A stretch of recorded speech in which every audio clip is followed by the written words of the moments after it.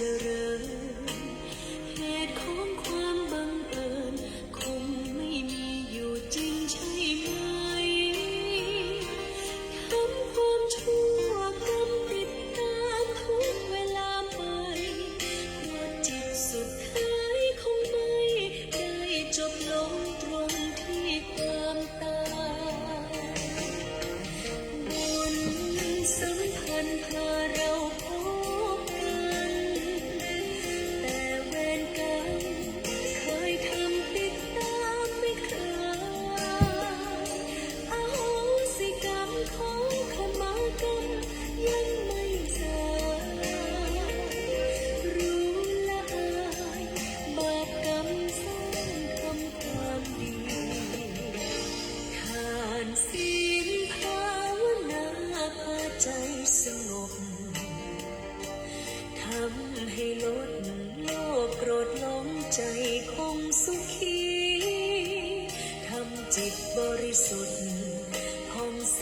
ไม่มีราคีละชั่วทำความดีมั่นคงในศีลธรรม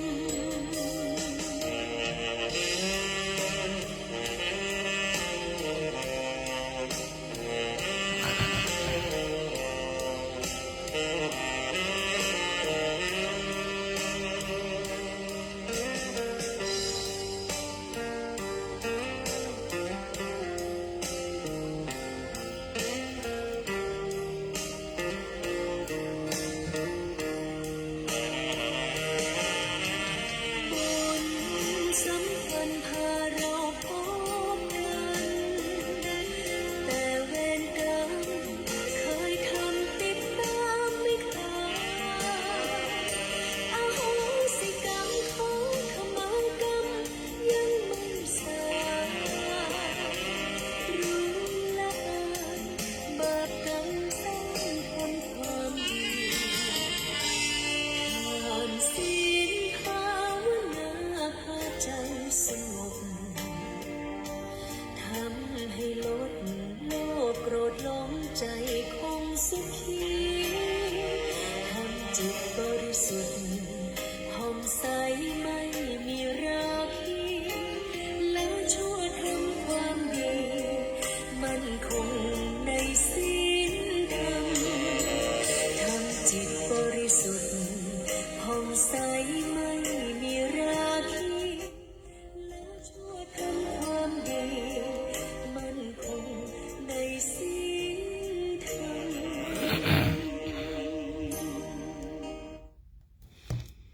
พระอาทิตย์ส่องแสงในเวลากลางวัน พระจันทร์ส่องแสงในเวลากลางคืน แต่พระธรรมคำสอนของพระบรมศาสดาพระสัมมาสัมพุทธเจ้าส่องตามชีวิตทั้งกลางวันและกลางคืน ขอนอบน้อมแด่พระรัตนตรัย ขอถวายความเคารพพระมหาเถรานุเถระ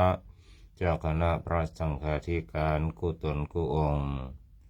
ขอเจริญสุขเจริญพรพ่อแม่ศรัทธาท่านสาธุชนพุทธบริษัททั้งหลาย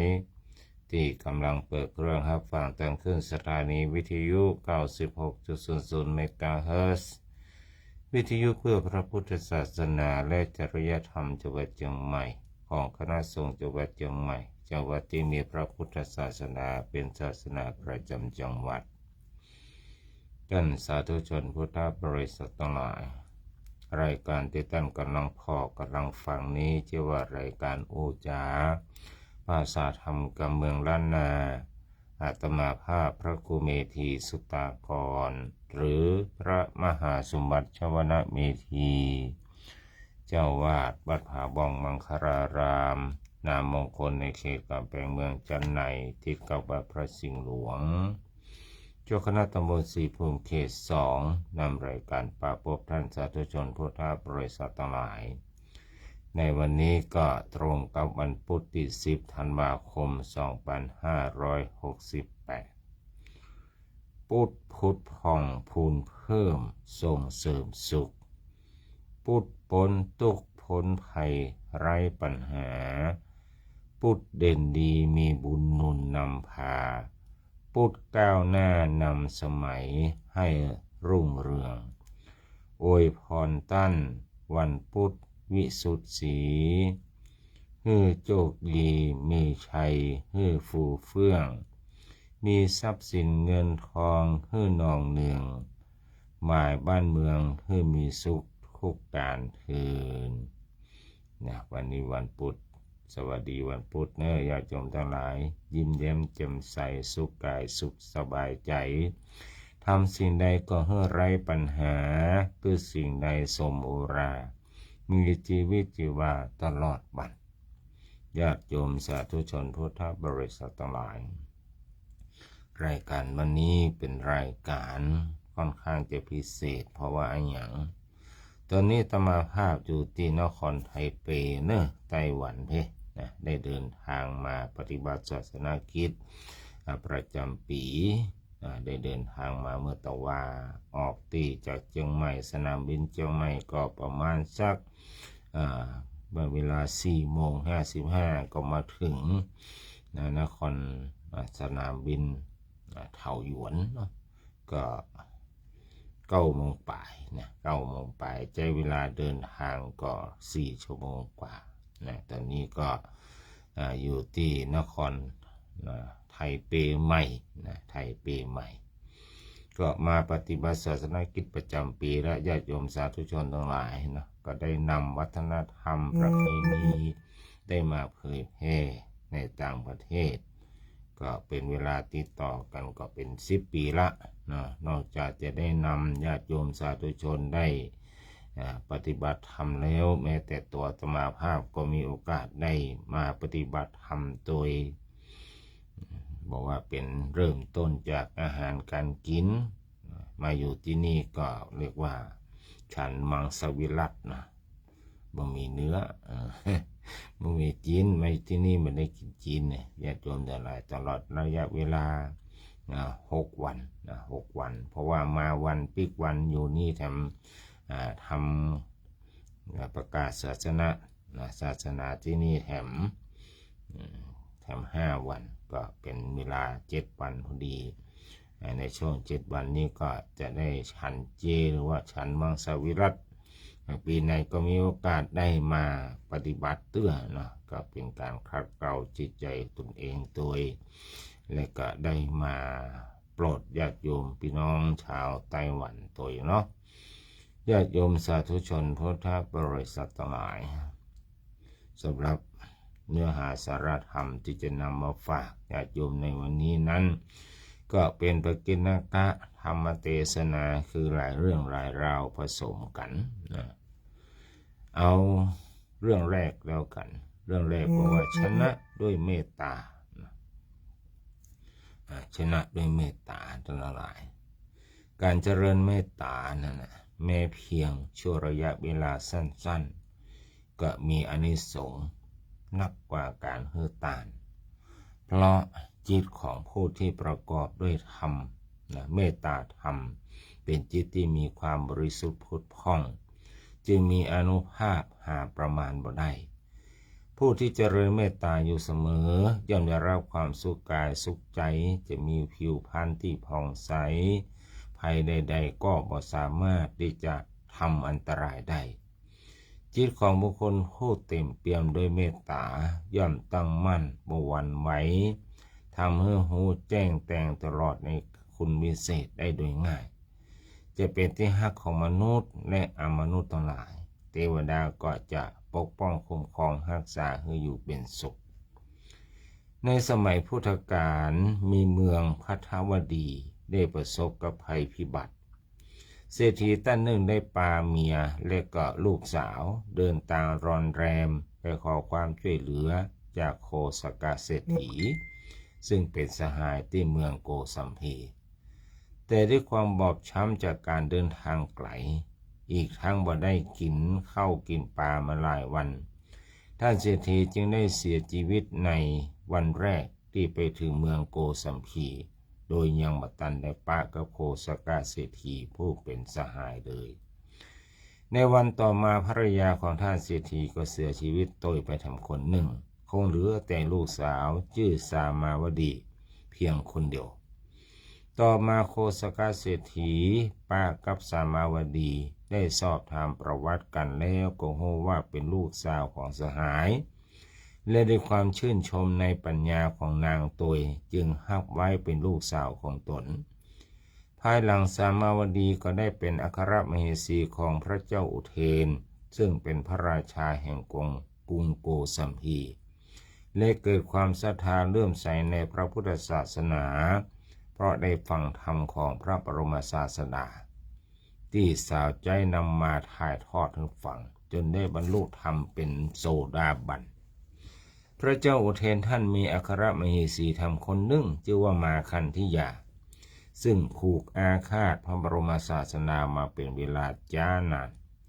ครั้นพระนางมาคันธิยารู้ว่าพระนางสามาวดีและบริวารเป็นผู้มีความเลื่อมใสในพระสัมมาสัมพุทธเจ้าก็เกิดความบ่พอใจและคิดจะทำลายพระนางสามาวดีตัวจึงกราบทูลยุยงพระราชาว่าพระนางสามาวดีกับบริวารบ่ได้มีความฮักในพระองค์เลยพวกเธอมีใจฟักใฝ่ในพระสัมมาสัมพุทธเจ้าถึงขนาดเจาะฝาผนังห้องเพื่อจะได้แลหันพระองค์เพื่อถนัดพระราชาสดับแล้วก็ทรงนิ่งเฉยบ่ทรงเชื่อพระนางมาคันธิยาเมื่อแผนยุยงพระราชาเข้าใจผิดบ่ได้ผลพระนางมาคันธิยาจึงดำเนินแผนขั้นต่อไปโดยกราบทูลพระราชาว่าถ้าหากพระองค์บ่เชื่อก็ขอพระองค์ทดลองส่งไก่8 ตัวไปให้พระนางสามาวดีเพื่อปรุงภาคยาหารมาถวายพระองค์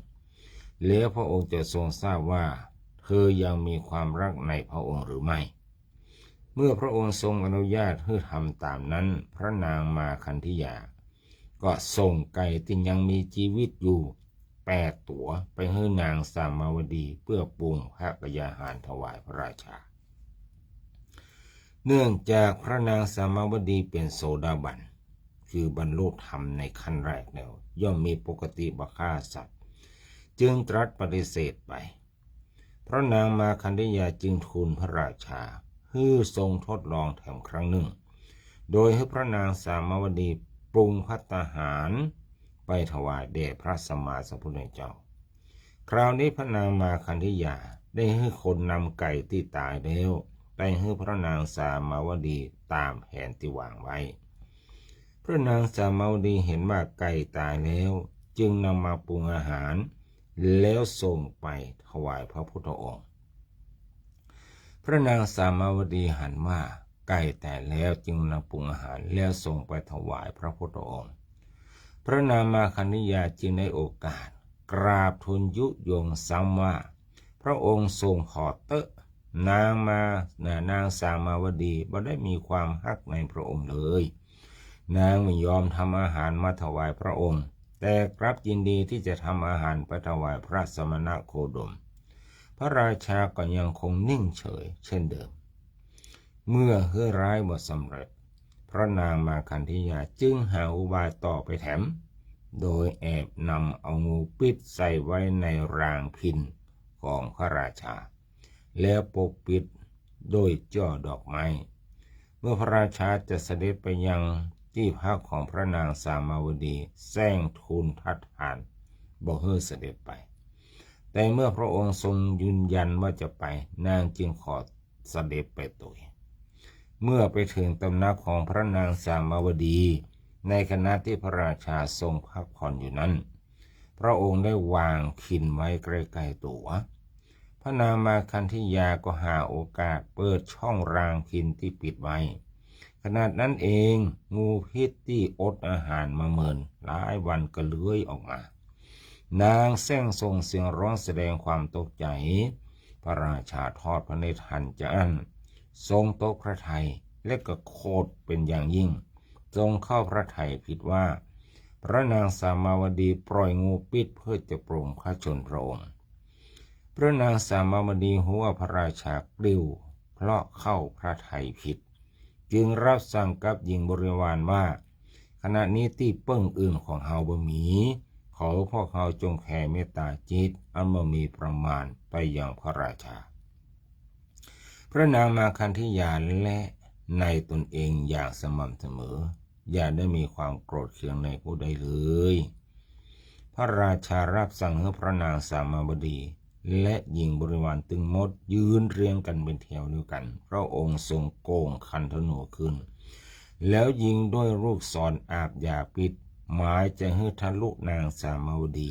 และบริวาร500 คนในคราวเดียวด้วยพระกำลังมหาศาลของพระองค์ด้วยดวงภาพแห่งความเมตตาที่แผ่ออกไปทำให้ลูกศรที่ยิงตรงไปตั้งหน้า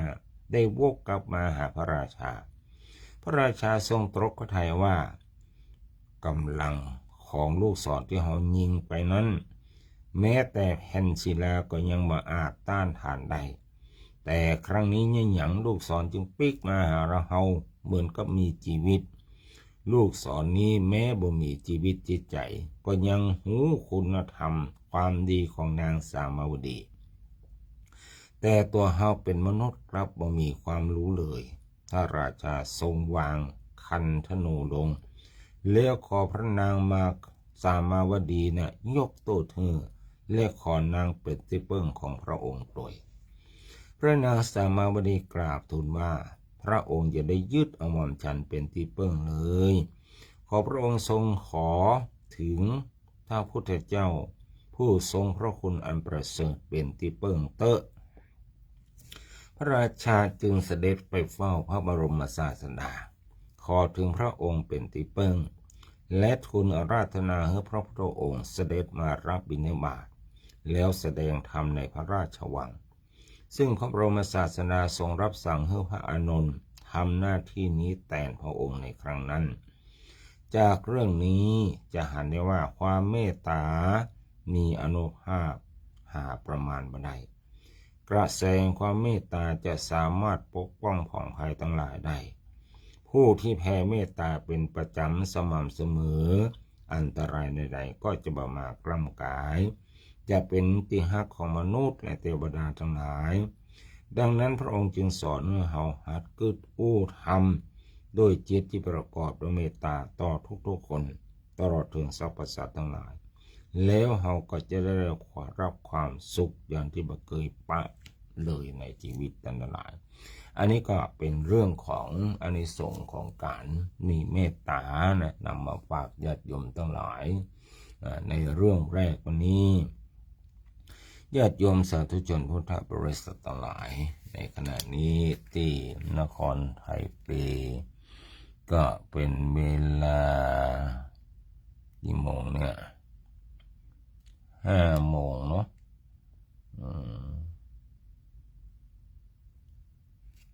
ตอนนี้เป็นเวลาเดี๋ยวกันเนอะจะ5 โมงหรอตอนนี้เป็นเวลา6:46 นาทีนั่นแหละ6:46 นาทีที่ไทเปก็เท่ากับ5:46 นาทีที่ประเทศไทยเพราะที่นี่นั้นก็เวลาจะวยไป1 ชั่วโมงจะวยไป1 ชั่วโมงอันนี้ก็ส่วนอากาศนั้นก็ใกล้เคียงกันและญาติโยมทั้งหลายอาตมาภาพได้เช็คพอที่บ้านเฮานั้นก็อากาศอยู่ที่19 องศาโดยประมาณส่วนที่ไทเปนี่ก็อยู่ที่18 องศาทั้งหลายก็บ่ได้ลืมเนอะสำหรับวันที่14ที่จะถึงวันอาทิตย์ที่14ก็จะเป็นการทอดผ้าป่าสามัคคีของสถานีวิทยุ96ของเฮาเนาะอาตมาภาพบ่ได้ร่วมโตยแต่ก็ได้เตรียมงานทำหน้าที่ของตัวเก่าที่ได้รับมอบหมายละเนาะได้ไปบรรดับผ้าตกแต่งสถานที่พอประมาณเท่าที่ความสามารถของตัวเก่าจะเนี่ยได้แล้วก็ได้ให้ได้หอมผ้าป่าเป็นที่เรียบร้อยพร้อมกันนั้นก็ได้มอบของขวัญปีใหม่เพื่อให้ญาติโยมสาธุชนทั้งหลายได้จับเบอร์ห่างบัตรกันในวันงานก็มีอุปกรณ์ไฟฟ้านะประมาณสัก สัก6 ชิ้นนี่แหละก็มีทั้งพัดลมเนาะมีทั้งหม้อหุงข้าวแล้วก็มีกาต้มน้ำร้อนไฟฟ้าตัวนี้ก็ได้ไปมอบไว้ให้ปอครูวันลบนามวงผมไปตีเรียบร้อยแล้วอันนี้ก็แจ้งท่านทั้งหลายได้ทราบต่อมาภาพก็จะปิกบ้านเฮาเจียงใหม่วันที่15นะวันที่15ตอนนี้อยู่ที่ไต้หวันเด้อญาติโยมสาธุชนพุทธบริษัททั้งหลายสำหรับแม่โยมแม่ยังไม่น้อยเนาะวันนี้ก็คงมาได้จัดรายการร่วมเพราะว่าโทรศัพท์ที่นี่ก็มาได้ใจนะมาได้ซื้อซิมมาได้เสียอย่างแต่ว่าเราสามารถที่ใจอินเทอร์เน็ตในการไลน์ได้หรือว่าออก Facebook ได้ก็ประเดี๋ยวนี้ความเจริญของโลกเนาะมันอยู่ใกล้กับมืออยู่ไกลอยู่ไกลกับมืออยู่ใกล้นะจะพอคลิปพออย่างญาติโยมทั้งหลายก็หันกันหมดนะมีความรู้สึกว่ามันใกล้กันอันนี้ก็เป็นความเจริญซึ่งความเจริญนั้นมันก็มีทั้งส่วนดีและไม่ดีในส่วนดีก็ทำให้เราได้หูได้หันหรือก็ทราบข่าวต่างๆได้อย่างรวดเร็วทันใจเรียกว่าวินาทีต่อวินาทีแต่ความเจริญนั้นถ้าเราใจในทางที่ผิดอย่างเช่นใจโทรศัพท์ไปเป็นคอลเซ็นเตอร์ไปจุไปหลอกไปลวงเอาทรัพย์สินของคนอื่นเนี่ยก็เป็นสิ่งที่ไม่ดีเป็นอย่างยิ่งเลยญาติโยมสาธุชนพุทธบริษัททั้งหลายดังนั้นสิ่งต่างๆนะมันเป็นดาบสองคมแล้วแต่ว่าเขาจะใจให้เกิดประโยชน์หรือว่าเขาจะเอาใจทำลายคนอื่นเนาะอันนี้ก็ขึ้นอยู่กับแต่ละคนว่ามีคุณธรรมมากมายขนาดไหนญาติโยมสาธุชนพุทธบริษัทต่างๆตอนนี้ก็เป็นเวลา6 โมง6 โมงกว่านะ6 โมงกว่าที่นครไฮเปนะ6:50ละบ้านเราก็คงจะ5:50อยู่ต่อไปก็จะเป็นเรื่องที่2เรื่องความบ่ประมาทในธรรมเพราะว่าความโลภทำให้คนมืดบอดมืดก็คือมืดมนท่านอะไรมันทำให้จิตใจมันหรือว่าปัญญาเนี่ยมันมืดมันมนเกิดจากความโลภจริงนะบอดก็คือมองมาหันหนทาง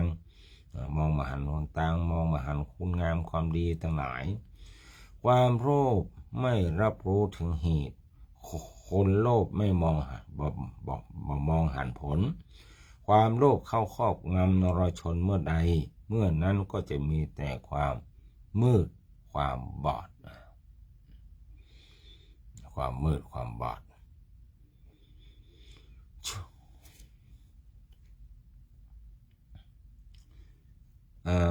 มีพระสัมมาสัมพุทธเจ้าได้ตรัสไว้ในคุทกนิกายอิติวุตกะว่าลุทโธอัฏฐังนชานาติลุทโธธัมมังนปัสสติอัฏฐตะมังตะทาโหติยังโลโกสหเตนะรังแปลความว่าคนโลภบ่รับรู้ถึงเหตุคนโลภบ่มองหันผลความโลภเข้าครอบงำนรชนเมื่อใดเมื่อนั้นก็จะมีแต่ความมืดบอดคือในโลกแห่งความเป็นจริงมนุษย์ต่างแสวงหาความพอดีแต่เนื่องจากอวิชชามาบดมาบังดวงปัญญาไว้จึงทำให้แสวงหาสิ่งต่างๆนักจนเกินพอดีกลายเป็นความโลภเป็นผลให้กิเลสพอกพูนขึ้นเพราะบ่อาศัยหลักธรรมมาคอยกำกับทำให้มีความอยากอย่างบ่มีที่สิ้นสุดส่วนการเป็นการแสวงหาแก่นสารของชีวิตแสวงหาเพื่อมุ่งไปสู่การมาต้องแสวงหาคือการแสวงหาต่างพ้นทุกข์นั้นยิ่งแสวงหาความอยากก็ยิ่งลดน้อยลงแต่ความ บริสุทธิ์จะเพิ่มขึ้นความโลภเป็นอกุศลมูลคือรากเหง้าหรือต้นเหตุทำให้คนทำบาปอกุศลจนมีจิตใจมืดบอดข้อบหันความดีของไผทำให้กลายเป็นคนที่ไม่มีเหตุมีผลพอบหันประโยชน์ของการทำความดีคิดแต่จะเป็นผู้รับอย่างเดียวหากบอกฝึกเป็นคนที่รู้จักฮื้อพอที่ฮื้อด้วยใจบริสุทธิ์ฮื้อเพราะหันคุณค่าของบุญความโลภก็จะเข้ามาแทนที่ทำให้มีความทะยานอยากอยู่ร่ำไปและพลาดพลั้งไปทำสิ่งที่ไม่ดีกระทั่งต่อผู้มีพระคุณเหมือนดังเรื่องของมานพคนหนึ่งผู้บ่รู้จักพอในสิ่งที่ได้มาจึงทำร้ายแม่เพราะหันแก่ความโลภทำให้ต้องได้รับความทุกข์ทรมานแสนสาหัสเรื่องมีอยู่ว่ามีเศรษฐีนีผู้เป็นโสดาบันท่านหนึ่งมีลูกชายชื่อว่ามิตตวินทุกะเป็นคนบ่มีศรัทธาในพระรัตนตรัยมารดาจึงสั่งสอนลูกชายอยู่เสมอว่าลูกฮักของแม่การเกิดเป็นมนุษย์บ่ใช่ของง่ายลูกควรเฮือตานรักษาศีลและฟังธรรมพ้องเตอะแต่ลูกชายบ่เคยทำตามที่แม่สั่งสอนจะได้ก็ตามมารดาก็ยังคงทำหน้าที่กัลยาณมิตรให้ลูกคอยแนะนำพร่ำสอนด้วยความเอื้ออาทรตลอดมาวันหนึ่งก็เป็นวันพระแม่ก็ได้บอกให้ลูกไปวัดโดยกล่าวว่าลูกรักวันนี้เป็นวันอุโบสถเจ้าควรจะสมาทานอุโบสถศีลและฟังธรรมให้ตลอดทั้งคืนแล้วแม่จะให้เงินเป็นรางวัลลูกใจหันแก่รางวัลที่แม่จะให้จึงไปอยู่ที่วัดตลอดทั้งวันเอาแต่นอนหลับตลอดคืนมาได้ฟังธรรมอันอย่างเลยคันรุ่งเช้าก็ฟังปิกบ้านทันทีเมื่อปิกถึงบ้านแม่ก็รู้สึกดีใจที่ชักชวนลูกให้ทำความดีได้จึงนำอาหารข้าวหวานอย่างดีมาให้ลูกกินแต่ลูกใจไม่ยอมได้แต่รบเร้าแม่ว่าแม่สัญญาว่าจะให้เงินผมปันกะหาปันหน้าแม่ต้องให้เงินผมก่อนผมจึงจะกินข้าวแม่ทนคำรบเร้าบ่ไหวจึงนำเงินปันกะหาปันหน้าเพื่อได้ความฮักเหมือนเดิมครั้นได้เงินแล้วเขาก็จะทำธุรกิจการค้าจึงไปร่วมกับเพื่อนต่อเรือเพื่อจะไปค้าขายในต่างแดนด้วยความฮักลูกแม่จึงห้ามลูกไปในอ้อนวอนด้วยความเป็นห่วงใยว่าลูกรักเจ้าเป็นลูกคนเดียวของแม่ในบ้านของเรามีเงินทองมากมายแม่จะยกให้ลูกถึงหมดลูกอย่าไปเลยนะลูกนะลูกใจบ่ยอมเชื่อญาติโยมทั้งหลายและด้วยความโมโหก็เลย งูแม่ตนเองนะก้นลงนะวันที่จะไปแล้วนะแม่ก็จับแขนไปไงลูกก็ต้องไปแล้วทรัพย์สมบัติของเฮามีไปเลิกคิดเตยยังนะก็ต้องไปแล้วมาอันตรายในทะเลนะมีทั้งสัตว์ร้ายมีทั้งลมเนี่ยไงคนนี้บ่เชื่อนะจะไปเฮาได้งูแม่ตัวเก่าจนก้นลงเดี๋ยวฟังลงเรือไปกับเพื่อนเมื่อเรือแล่นไปนะเมื่อเรือแล่นไปได้7 วันก็หยุดอยู่กลางทะเลโดยไม่มีสาเหตุคือมันแล่นไปไม่ได้แล้วคนในเรือจึงได้ทำสลากนะแบ่งเบอร์ไว้ท่านจับเบอร์สั้นเบอร์ยาว5 ตัวกาลกินีมิตตะบินทุกะก็จับได้คนเดียวถึง3 ครั้งสมมติว่าเปิ้นแปลงเบอร์ยาวๆไว้เบอร์นี้นะมันนั่นสั้นหมดมิตตะวินทุกะนี่ซ้ำจักขึ้นมาได้เบอร์ยาวตลอดเลยถึง3 เตือพวกที่เปรีกันก็ลงความหันว่าได้จับฮื้อเงียบเขาเนี่ยลอยแพทิ้งไปทุกคนจึงช่วยกันเงียบเขาจ้องลอยบนแพไปหลังจากเขาถูกลอยแพเรือก็แล่นต่อไปได้ตามปกติ ส่วนแพได้ลอยไปถึงเกาะน้อยแห่งหนึ่งบนเกาะนั้นเขาได้ป้านางเวมานิกาเปรตซึ่งกำลังอยู่ช่วงเสวยสุขในวิมานแก้วผลึก7 วันเขาได้ร่วมเสวยที่พยสมบัติอยู่กับนางเปรตเหล่านั้นขั้นถึงวาระที่นางเปรตต้องไปรับกรรมจึงได้สั่งลาว่า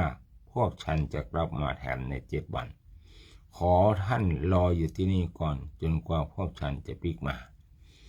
มิตรบินทุกาถูกอำนาจตัณหาครอบงำมีความกระวนกระวายรอมาไหวจึงลอยแพต่อไปในมหาสมุทรโดยหวังว่าจะได้ปะแม่หญิงที่งามกว่าแพได้ลอยไปถึงเกาะหนึ่งซึ่งมีเปรต8 ตัว8 ตนอยู่ในวิมานเงินจากนั้นก็ไปเกาะที่มีนางเปรต16 ตนในวิมานแก้วมณีและเกาะที่มีนางเปรต32 ตนในวิมานทองเขาได้เสวยที่พยสมบัติอยู่กับนางเปรตตรงนั้นเพราะอานิสงส์ที่เกิดจากการรักษาอุโบสถศีลเพียงคืนเดียวเมื่อถึงเวลานางเปรตเหล่านั้นต้องไปรับทุกข์ทรมานเขาก็ล่องแพต่อไปแหมแพได้ลอยไปเรื่อยๆจนถึงเมืองแห่งหนึ่ง ซึ่งอันที่จริงแล้วก็เป็นอุสตะอุสทะนรกเป็นที่เสวยผลกรรมของเหล่าสัตว์นรกแต่กรรมบันดาลให้เขามองหันเป็นเมืองที่วิจิตรการตาสวยงามทำให้เขาเกิดจะเป็นพระราชาของเมืองนี้ทันทีที่เข้าไปในเมืองนั้นเขาหันนายประตูทูลจักกรดมูลบดขยี้บนศีรษะมีผู้ใจคนหนึ่งมีกงจักรทั้งหลายหมุนอยู่บนหัวนะแต่เขากลับหันว่าเหมือนก็มงกุฎดอกบัวและมองหันเครื่องจองจำ5 ชิ้นที่หน้าอก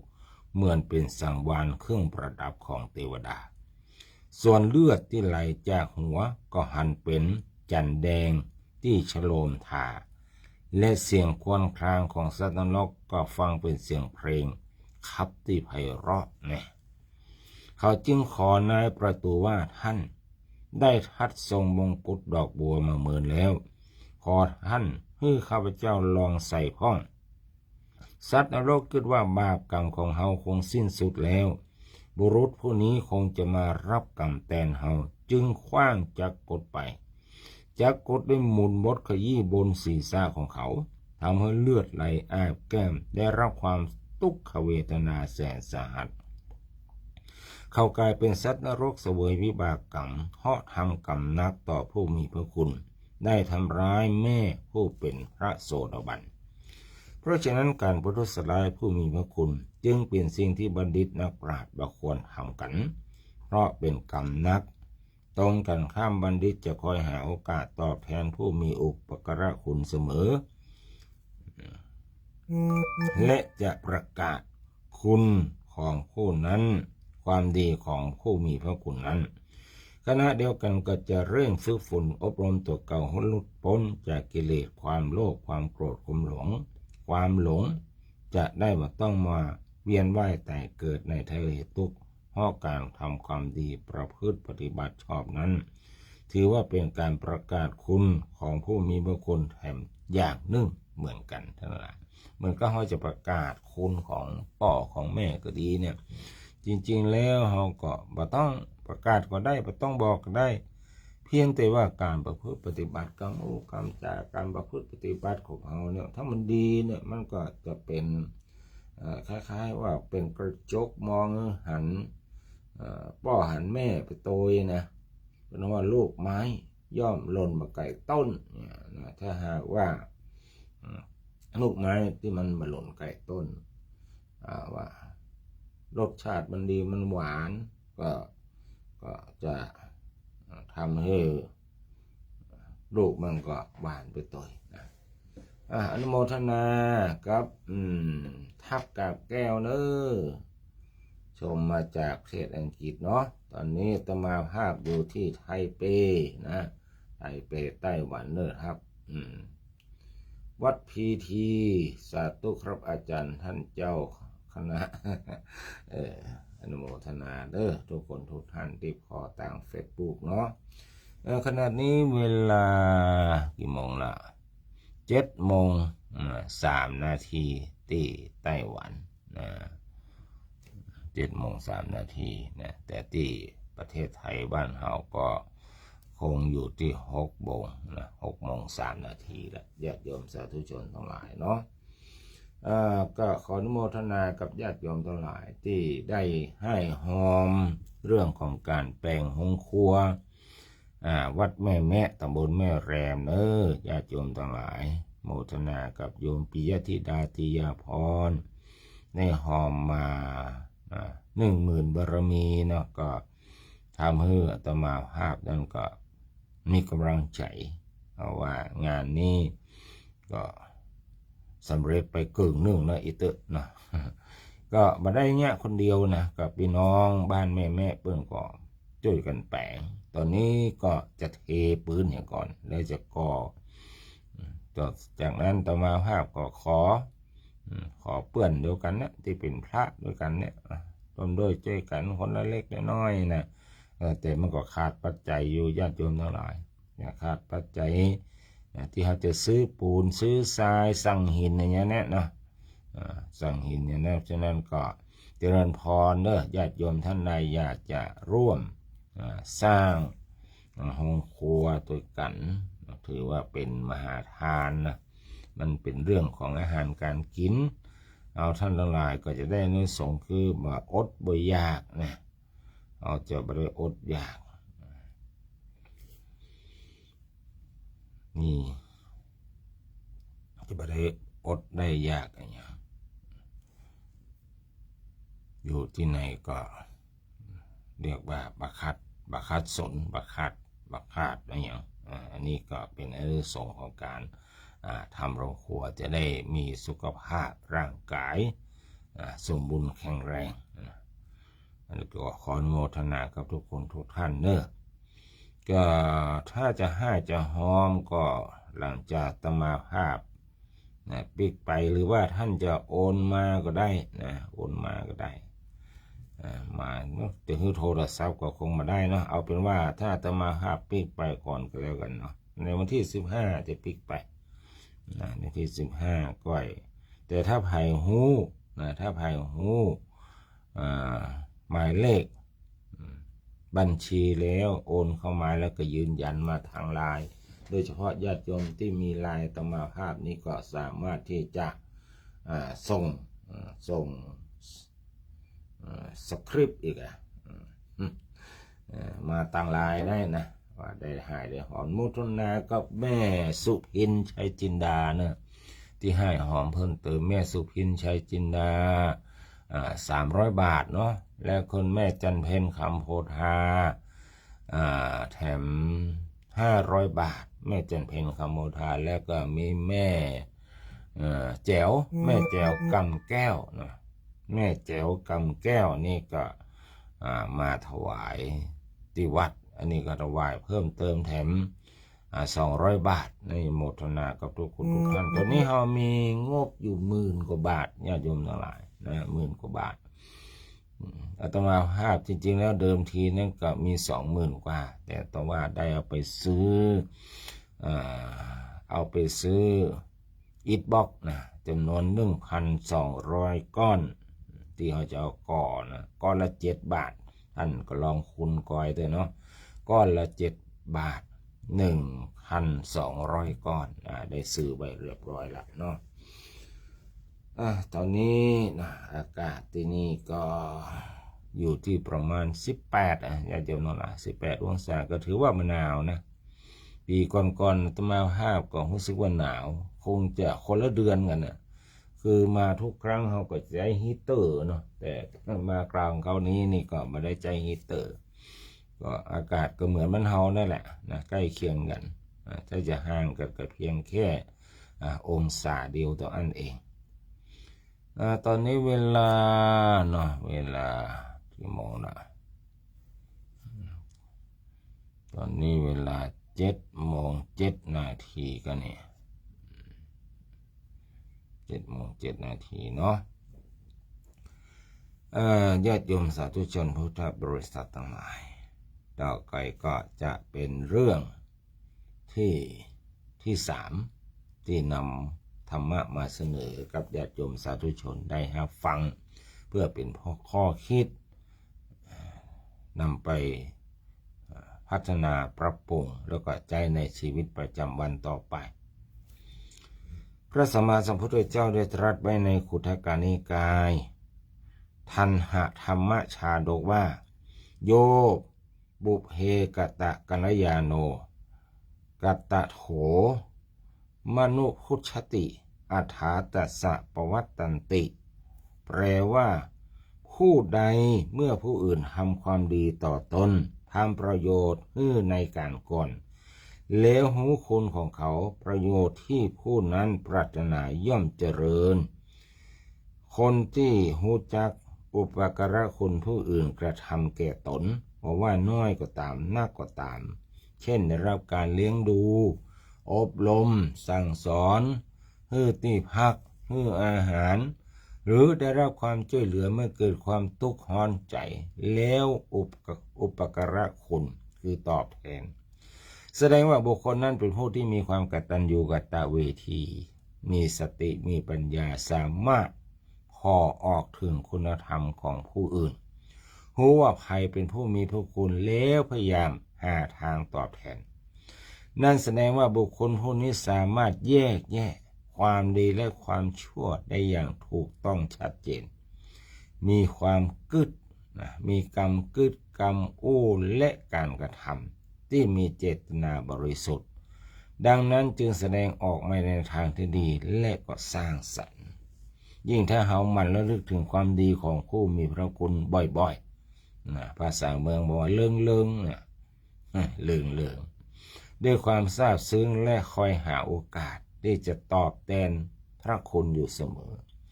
มีความเคารพในการน้อมรับโอวาทของพระผู้มีคุณธรรม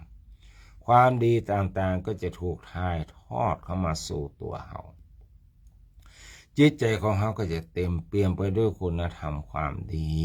การดำเนินชีวิตของเฮาก็จะพะกับความสุขความเจริญรุ่งเรืองปรารถนาสิ่งใดก็ย่อมสำเร็จได้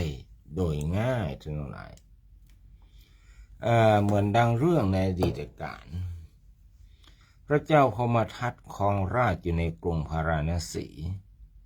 พระโพธิสัตว์บังเกิดในตระกูลพราหมณ์มีชื่อว่าติรีวัชกุมารเมื่อเติบโตขึ้นท่านเล่าเรียนศิลปะศาสตร์ทุกอย่างในเมืองตากศิลาเมื่อพ่อแม่เสียชีวิตท่านเกิดความสันลดสังเวชใจจึงออกบวชเป็นดาบสอาศัยอยู่ในป่าใกล้ชายแดนกรุงพาราณสีมีหากไม้และผลไม้เป็นอาหารต่อมาเกิดกบฏขึ้นที่ชายแดนพระเจ้าพาราณสีทรงยกทัพไปปราบแต่ทรงพ่ายแพ้ในการรบจึงเสด็จทรงจ้างหนีเข้าไปในป่าขี่จ้างหนีเข้าไปในป่าร้อนแรมอยู่ในป่าจนถึงเจ้าปะอาสมของดาบสโพธิสัตว์จึงเข้าไปขอความช่วยเหลือขณะนั้นดาบสบ่อยู่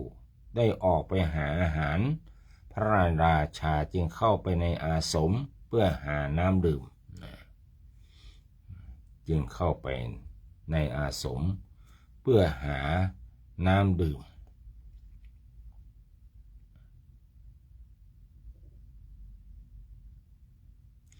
ด้วยความกระหายอย่างยิ่งเพราะทรงเหน็ดเหนื่อยจากการลบหนีข้าศึกมาพระราชาทรงพยายามหาน้ำดื่มแต่ก็บ่ปะน้ำในอาสมจึงทรงตรวจดูรอบๆอาสมได้ปะกับบ่อน้ำที่ลึกขนาดภาษาไทยมาว่าลึกมากทั้งยังบ่มีอุปกรณ์ที่จะตักน้ำขึ้นมาได้แต่ด้วยความกระหายน้ำอย่างยิ่งจนบ่สามารถที่จะอดทนต่อไปได้พระองค์จึงไปเอาเชือกที่หัดต้องจางมาจ้างยืนอยู่ใกล้บ่า ปากบ่อน้ำเอาเชือกนะมัดที่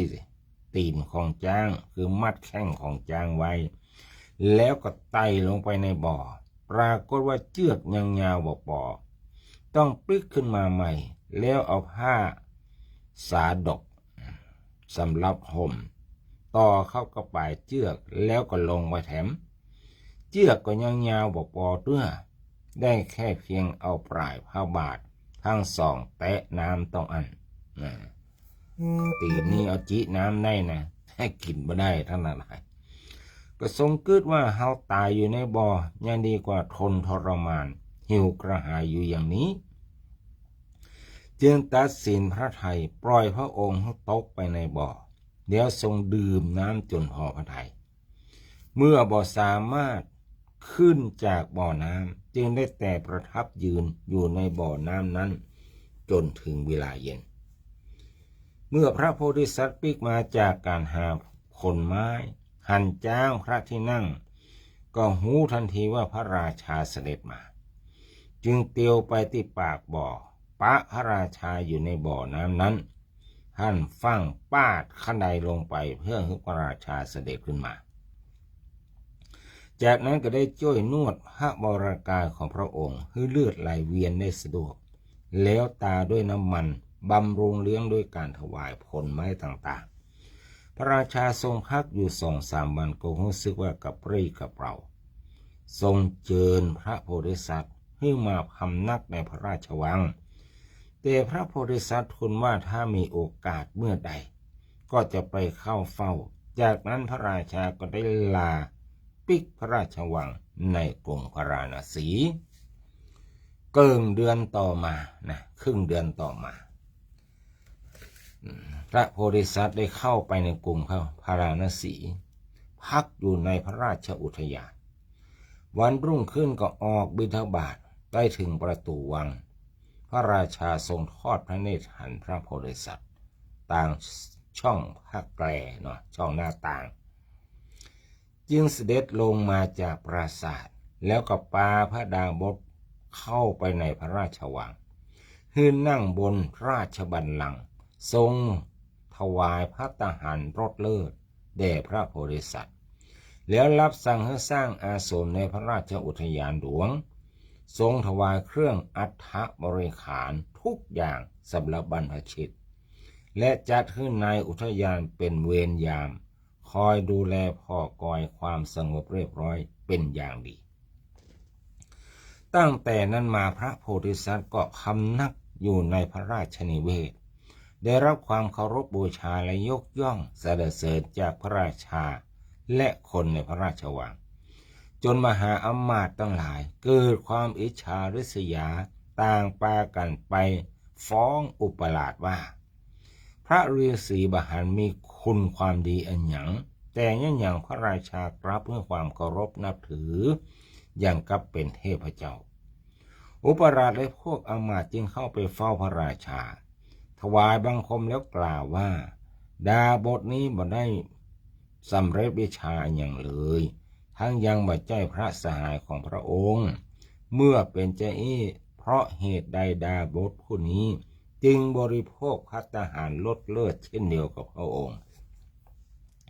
และพระองค์ก็ทรงให้ความเคารพบูชาเหมือนกับเทวดา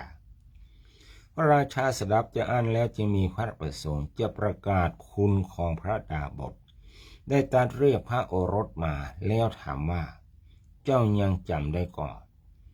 ถึงคราวที่พ่อไปปราบกบฏที่ชายแดนแล้วหายไป2-3 วันพระโอรสทูลรับรองว่าจำได้พะยะค่ะพระราชาจึงตรัสต่อไปว่าในครั้งนั้นพ่อรอดชีวิตมาได้ก็เพราะอาศัยพระดาบสตนนี้แหละเมื่อพระดาบสเป็นคู่ให้ชีวิตพ่อได้กลับมาถึงพระราชวังโดยปลอดภัยแม้พ่อจะให้ราชสมบัติทั้งหมดแก่ดาบสก็บ่อาจตอบแทนพระคุณของดาบสทั้งหมดได้ลูกจงอุปถัมภ์พระดาบสเช่นเดียวกับพ่อที่ทำเตอะนี่นะพระดาบสเป็นผู้ควรแก่ทักขิณาทานต้านทั้งหลายจงถวายข ของคนบริโภคและปัจจัยไทยธรรมบูชาพระดาบทเตอะพระราชาทรงประกาศคุณของพระโพธิสัตว์ประดุจทำพระจันทร์ให้ลอยเด่นบนท้องนภาที่ปราศจาก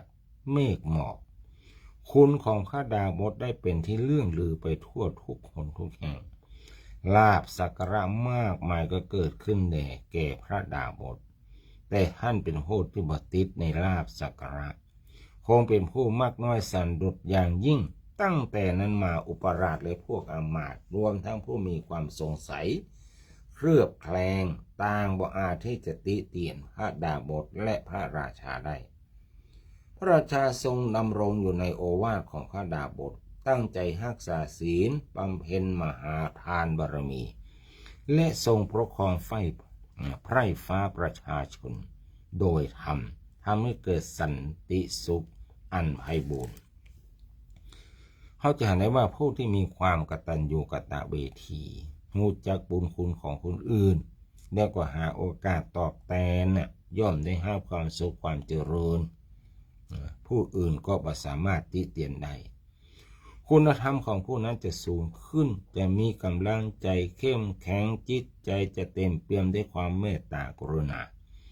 มีความปรารถนาดีต่อทุกคนเพราะพอหันคุณความดีของคนอื่นคุณธรรมทั้งหลายก็จะถ่ายทอดมาสู่ตัวเองทำให้สามารถรองรับความดีตึงหมดเหมือนท้องทะเลมหาสมุทรเป็นที่รวมลงของแม่น้ำทุกสายดังนั้นให้รักษาคุณธรรมของเราเอาไว้และมั่นฝึกจิตใจสร้างแต่คุณงามความดีเอาไว้นั่นเป็นสิ่งที่ดีคุณงามความดีก็จะ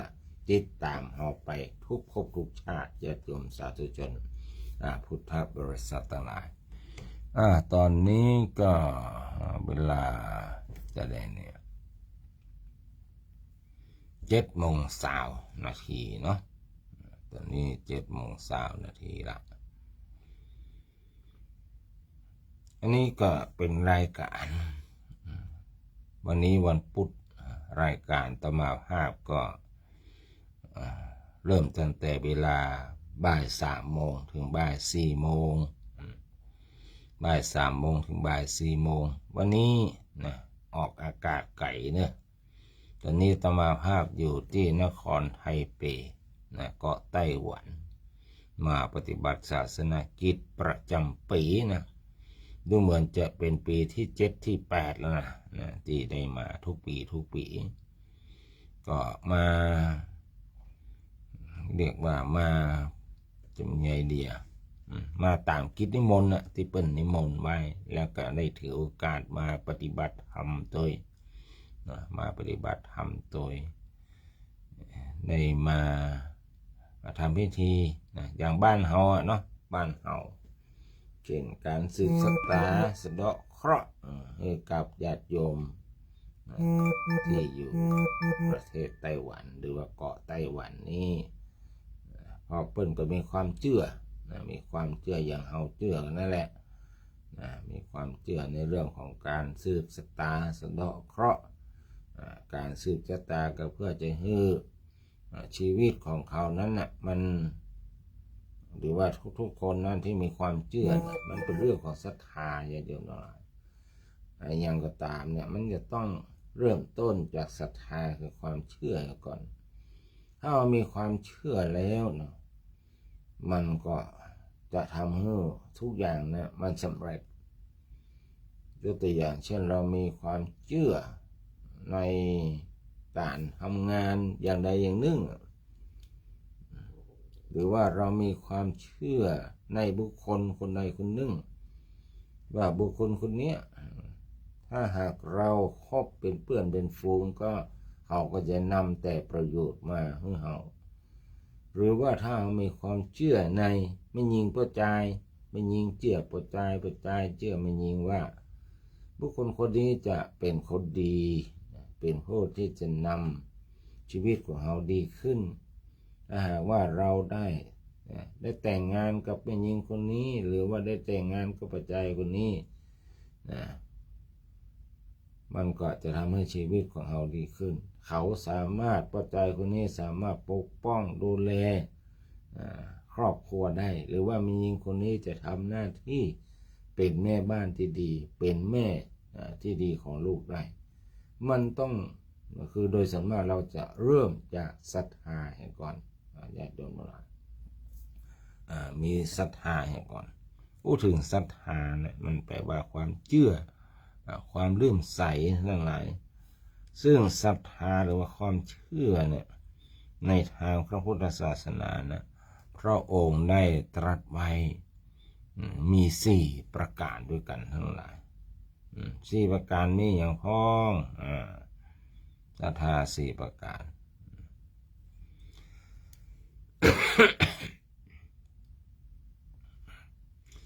ศรัทธา4ประการ 1. กรรมศรัทธากรรมศรัทธาคือเชื่อกรรมเชื่อการกระทำเชื่อกฎแห่งกรรมเชื่อว่ากรรมเนี่ยมีแต่คือเชื่อว่าเมื่อเนี่ยอย่างโดยมีเจตนาคือจงใจทำทั้งหูย่อมเป็นกรรมคือเป็นความดีความชั่วมีขึ้นในตนเป็นเหตุเป็นปัจจัยให้เกิดผลดีผลร้ายสืบเนื่องต่อไปการกระทำบ่ว่างเปล่า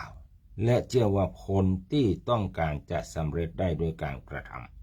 ำบ่ใจโดยอ้อนวอนหรือนอนคอยโจกเป็นต้นอันนี้ความเชื่ออย่างนึงคือกรรมศรัทธาเรื่องเชื่อของกรรมคือการกระทำของเราประการที่2วิบากศรัทธาเชื่อวิบากเชื่อผลของกรรมเชื่อว่าผลของกรรมนั้นมีแต่คือเชื่อว่ากรรมที่ทำแล้วนะต้องมีผลและผลของผลก็ต้องมีเหตุผลดีเกิดจากกรรมดีผลชั่วเกิดจากกรรมชั่วประการที่3กรรมสกตาศรัทธาเชื่อความดีที่สัตว์มีกรรมเป็นของตน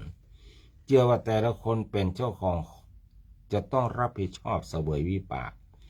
เป็นไปตามกรรมของตนเองในข้อที่4ตถาคตโพธิศรัทธาเชื่อความตรัสรู้ของพระพุทธเจ้ามั่นใจในองค์พระตถาคตว่าทรงเป็นพระสัมมาสัมพุทธะทรงพระคุณ9ประการตรัสธรรมบัญญัติวินัยไว้โดยดีทรงเป็นผู้นำต่างที่แสดงเห็นว่ามนุษย์คือเฮาทุกคนนี้หากฝึกฝนด้วยดีก็สามารถเข้าถึงภูมิธรรมสูงสุดบริสุทธิ์หลุดพ้นได้ดังที่พระองค์ได้ทรงบำเพ็ญไว้เป็นแบบอย่างอันนี้ก็เป็นเรื่องของศรัทธาทั้งหลายศรัทธาความเชื่อนะเป็นสิ่งที่สำคัญนะเมื่อคนบางคนมีศรัทธาในคนนั้นคนนี้มันยอมพลีชีพนะยอมพลีชีพเหมือนกับทหารเนาะทหารที่เป็นศรัทธาในผู้นำสั่งให้อย่างก็ย่างบดทำบดถวายชีวิตเรียกว่าสามารถที่จะเสียสละชีวิตได้เนี่ยเหล่านี้เป็นต้นก็เกิดความศรัทธาหรือว่าเขามีศรัทธาความเชื่อในผู้ใดผู้หนึ่งว่าเขาคนเนี้ยสามารถที่เป็นนายกรัฐมนตรีหรือว่าเป็นผู้นำของเฮาได้เป็นผู้นำของจังหวัดเป็นผู้นำของหมู่บ้านหรือแม้แต่ความเชื่อว่าตัวเจ้าตนนี้จะเป็นเจ้าวาดที่ดีของวัดเฮาได้สามารถที่พัฒนาวัดวาระเหล่านี้ทั้งหมดอย่างนั้นมันเท่าว่าเป็นศรัทธาคือความเชื่อนะศรัทธาความเชื่อทั้งนั้นแหละลองได้ศรัทธาแล้วก็เรียกว่าเต็มที่นะเต็มที่มีศรัทธาความเชื่อส่วนมากมันจะมากับประสาทความเลื่อมใสนะความเลื่อมใสเป็นต้นคุณสนิทสิทธินวลพินานเนาะจากลำปางเนี่ยเพื่อนร่วม เรียนด้วยกันวันนี้มีทั้งทัพกาบแก้วจากประเทศอังกฤษแล้วก็สนิทสิทธินวลหรือพี่นานเอสนะแต่ก่อนนี้เป็นอยู่เมืองนอกมันก็ละไปอยู่สิงคโปร์ตอนนี้กลับมาประกอบธุรกิจส่วนตัวที่จังหวัดลำปางแม่พริกเป็นที่เรียบร้อยสักวันจะไปแอวหาพี่นานเด้อสักวันแอวแน่นอนนะจะไปนอนตอยไปนอนตอยไปกลางกฎปฏิบัติธรรมตอยสักคืนก็แล้วกันเนาะเมื่อละได้หันกันห่างเหินกันไปเป็นเวลาเป็นปีละนะเป็นปีละถ้ามีโอกาสได้ไปทางใต้ก็จะได้แวะหาพี่นานกันแล้วกันเนาะตอนนี้เหลือเวลาแถม2 นาทีนะถึง2 นาทีเนาะ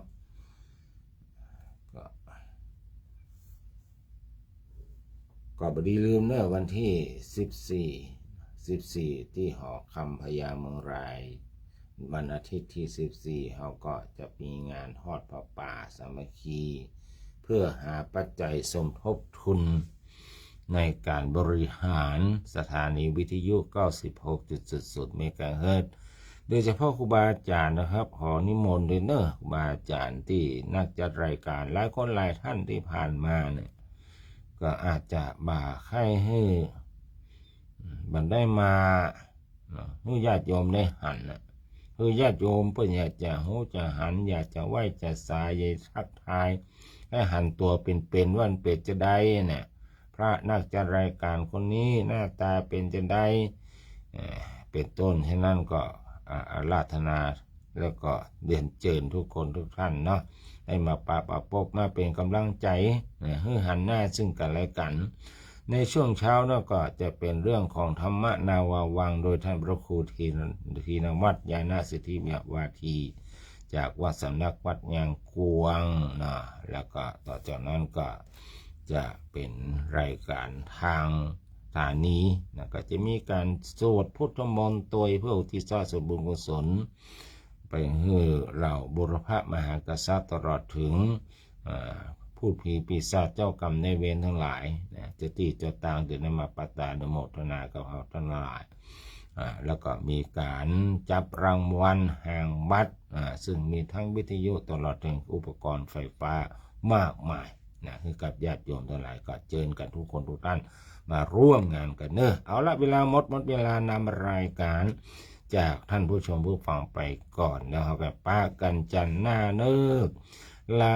ลาทีเต้าอีก่อนจำจำจรอวรหาจากกันวันนี้บ่ใจบ่ปิกมาปะกันจันหน้าเนิกต้านสาธุชนวันนี้จะเริญปอน